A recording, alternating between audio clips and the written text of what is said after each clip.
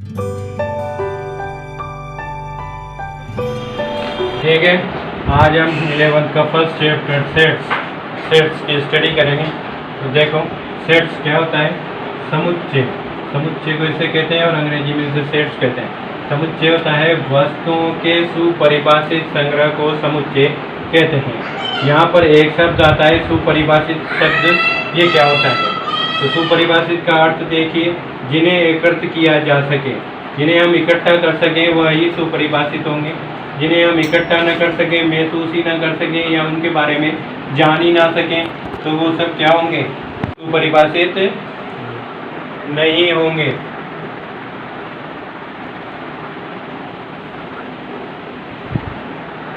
एक सुपरिभाषित अर्थ का अर्थ समझ में आ गया होगा। जिन्हें हम एकत्रित कर सकें, गिन सके, महसूस कर सके, जिनके बारे में हमें जानकारी मिल सके। जिनके बारे में हमारे पास कोई जानकारी नहीं होगी वो क्या होंगे? सुपरिभाषित नहीं होंगे। आप समुच्चय वस्तुओं के सुपरिभाषित संग्रह को समुच्चय कहते हैं। इसे मजले कोष्ठक में अवयवों को लिखकर प्रदर्शित किया जा करते हैं। समुच्चय को अंग्रेजी के बड़े अक्षर ABC या XYZ आदि से प्रदर्शित करते हैं। समुच्चय को लिखने का तरीका, समुच्चय A बराबर ये, इसमें एक मध्य कोष्ठक में लिखेंगे 1 2 3 4, कोई भी संख्याएं हो सकती है।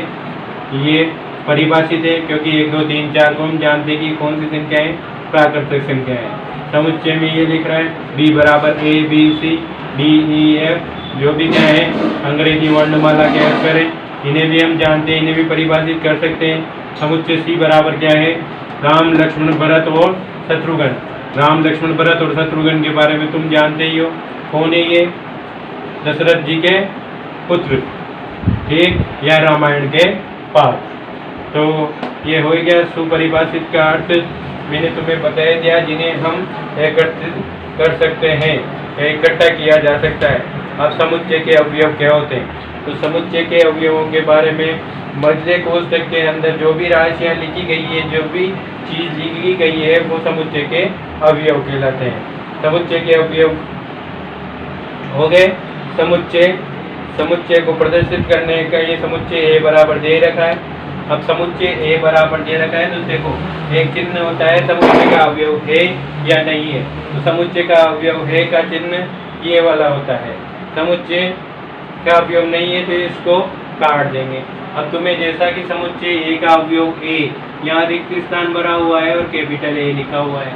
यहाँ पर हमें कौन सा चिन्ह लगाना है? अवयव है का फर्स्ट। सेकंड है B, रिक्त स्थान, और यहाँ A, यहाँ कौन सा चिन्ह लगेगा? अवयव है का थर्ड। इसमें लिखा हुआ है कि A और ये A, तो यहाँ समुच्चय दे रखा है और इधर अवयव दे रखा है, तो समुच्चय कभी भी अवयव नहीं हो सकता, इसलिए यहाँ कटा हुआ चिन्ह आ जाएगा। अगर कोई अवयव इसमें नहीं है, जैसा कि यहाँ D आ रहा है और रिक्त स्थान E आ रहा है और E आ रहा है और यहाँ पूछ रहा है, तो भी इसको भी हम क्या लिखेंगे? अवयव नहीं है। तो समुच्चय के मजले कोष्ठक के अंदर मौजूद सभी संख्याएं या सभी राशियां समुच्चय के अवयव कहलाती है। समुच्चय के अवयव को परिभाषित करना हो तो क्या हो जाएगा? समुच्चय के मजले कोष्ठक के अंदर लिखी गई समस्त राशियों को हम क्या करते हैं? समुच्चय के अवयव कहते हैं।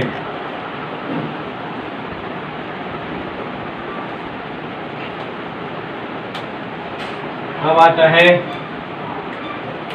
समुच्चय को प्रदर्शित करना। तो समुच्चय को प्रदर्शित करने की दो विधियां हैं। समुच्चय को प्रदर्शित करने की दो विधियां है। पहली आती है निर्माण रूप।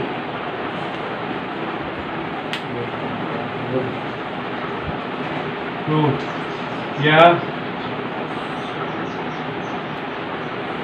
सारणीबद्ध रूप।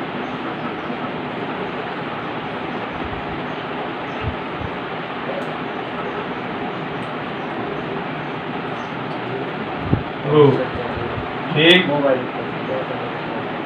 सेकंड आता है नियम रूप।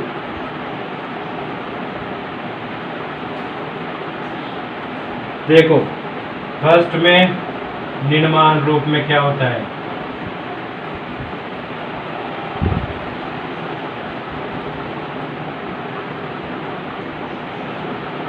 तो इसमें सबसे पहले अभी अपन ने देखा था कि समुच्चय को मझले कोष्ठक के अंदर लिखा जाता है, तो वो निर्माण रूप ही था। ठीक है, समुच्चय के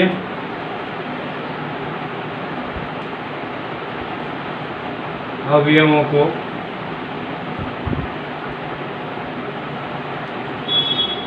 मझले कोष्ठक में लिखा जाता है तथा कोई भी अवयव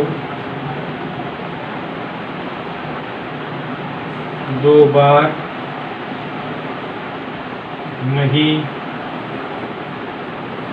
आता है। जैसे दीर्घाय REM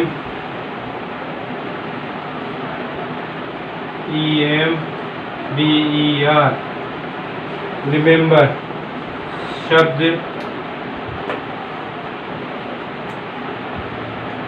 का समुच्चय, तो इसे लिखेंगे समुच्चय A बराबर, इसमें निर्माण रूप में REM B, क्योंकि कोई भी अवयवों में क्या नहीं करना है, दो बार नहीं उतारना है। E दो बार आ रहा है, इसे 3 बार आ रहा है तो एक बार ही लिखेंगे। M दो बार आ रहा है तो इसे एक बार लिखेंगे। R दो बार आ रहा है तो इसे भी एक बार लिखेंगे, और B एक बार आ रहा है तो एक बार ही लिखेंगे। ये तो हुआ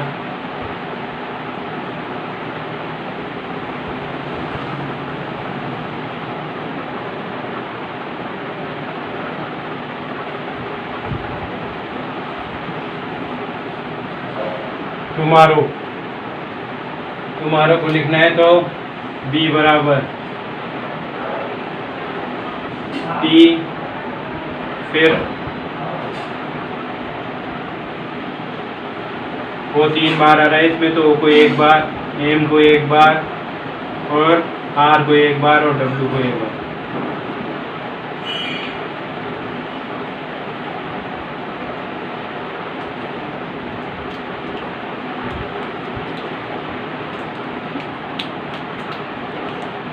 ये तो हुआ हमारे पास निर्माण रूप। जैसे C बराबर कोई समुच्चय हो गया 1 2 3 4, एक ये प्राकृतिक संख्याओं का समुच्चय। निर्माण रूप में तो हम इसे ऐसे लिखेंगे जो हम लिख रहे थे, इसमें कोई भी अवयव दो बार नहीं लिखा जाएगा, अवयव एक बार ही लिखा जाएगा। नियम रूप बहुत ही इम्पोर्टेंट है, और इसमें देखो कैसे लिखा जाता है। अब आता है नियम रूप।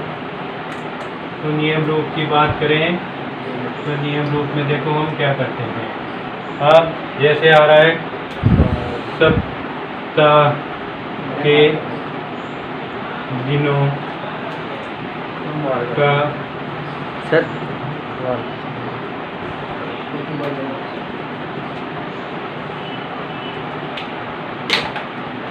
संग्रह, सप्ताह के दिनों का संग्रह जो S से प्रारंभ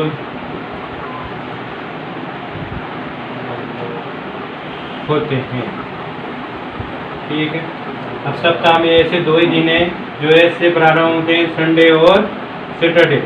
तो देखो इसे निर्माण रूप में लिखेंगे तो A बराबर, ध्यान देना, X सच डेट X, ये भी किसका चिन्ह है, सच डेट का, और यहाँ पर ऐसे 2 टिक्कियाँ लगा दी जाए तो भी सच डेट का चिन्ह है।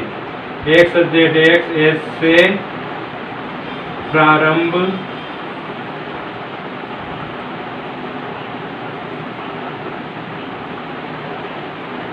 होने वाले सप्ताह के दिन। ठीक, ये तो उसका निर्माण रूप हो गया, नियम रूप हो गया। अब इसी को ही निर्माण रूप में लिखना है तो SUNDAY संडे, SATURDAY सैटरडे।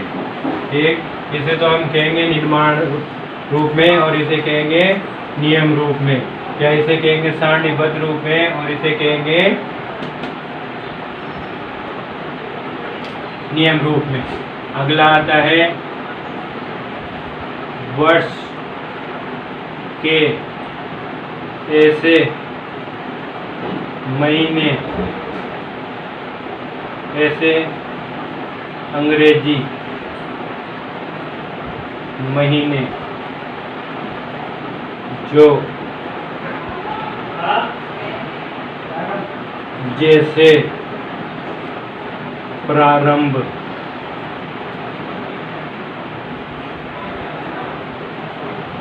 होते हैं।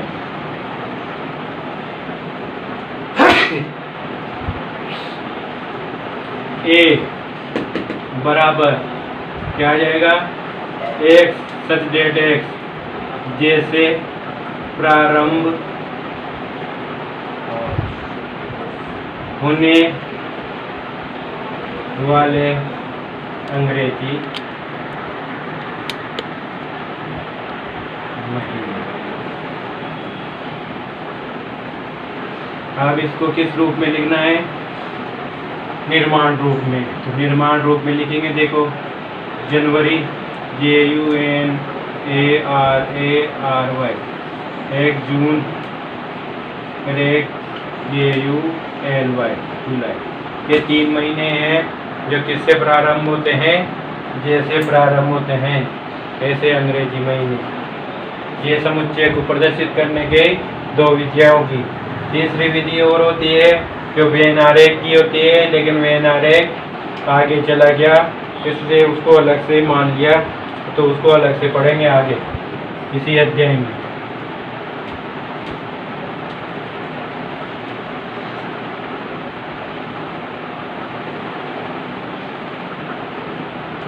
अब हमारे पास आता है अगला टॉपिक, समुच्चय के प्रकार। ठीक है, टाइप्स ऑफ सेट्स।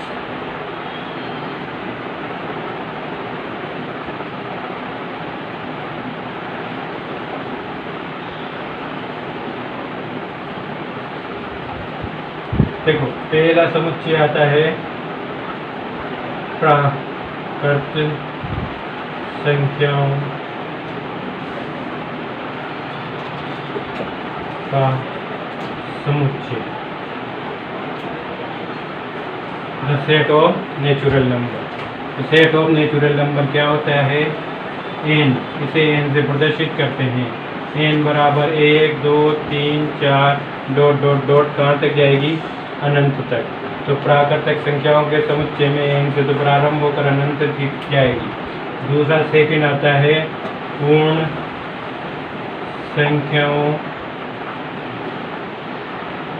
का समुच्चय। पूर्ण संख्याएं कौन सी होती है, जिसमें जीरो भी शामिल हो जाती है, इसे W से प्रदर्शित करते हैं। 0 1 2 3 4 डॉट डॉट डॉट। फिर आता है नंबर 3 पर पूर्णांक संख्याओं का समुच्चय। पूर्णांक संख्याओं के समुच्चय को I से या Z से रिप्रेजेंट करते हैं। ये इसमें प्लस और माइनस दोनों की संख्या आती है। पूर्णांक है जो पूर्णांक, और इधर भी 1 2 3 4 डॉट डॉट डॉट अनंत तक।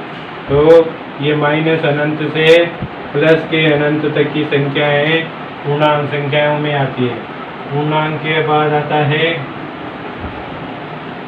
परिमेय संख्याओं का समुच्चय। इसे Q से प्रदर्शित कर देते हैं। Q एक, तो देखो परिमेय संख्याएं P/Q, जहाँ Q is not equal to 0, 0 के बराबर नहीं होना चाहिए। रूप की सभी संख्याएं परिमेय हैं। ठीक, नंबर 5, अपरिमेय संख्याओं का समुच्चय। ठीक, ये भी Q से ही प्रदर्शित कर देते हैं। इसमें वो आ जाएगी जो संख्याएं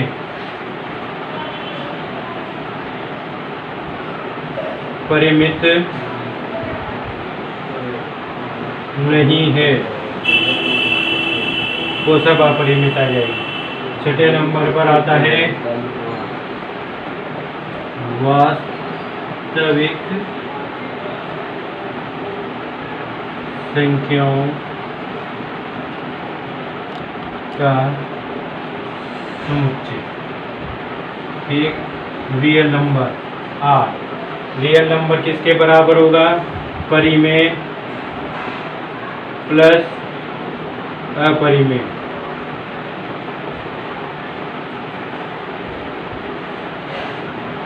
संख्याएं,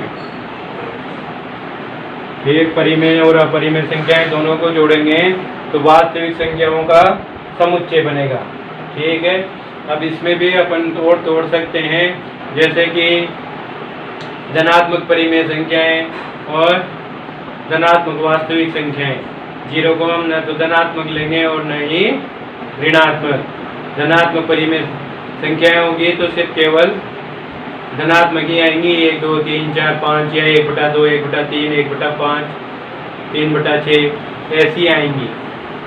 जबकि धनात्मक रियल नंबर में परिमेय तथा अपरिमेय दोनों ही आ जाएंगी। जैसा कि तुम जानते हो, अपरिमेय संख्याएं तुमने 10th क्लास में पढ़ी थी।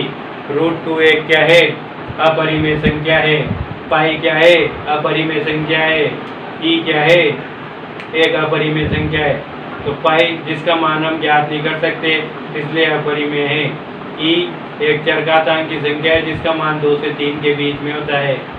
और पाई का मान 22/7 है, लेकिन अभी तक ये ज्ञात नहीं हो पाया है कि ये 22/7 ही है, इसलिए पाई भी एक अपरिमेय संख्या है। शांत और अशांत दशमलव पढ़े थे, जिसका दशमलव शांत हो जाता है वो तो अपरिमेय, और जिसका दशमलव शांत नहीं रहता वो अपरिमेय। ठीक है।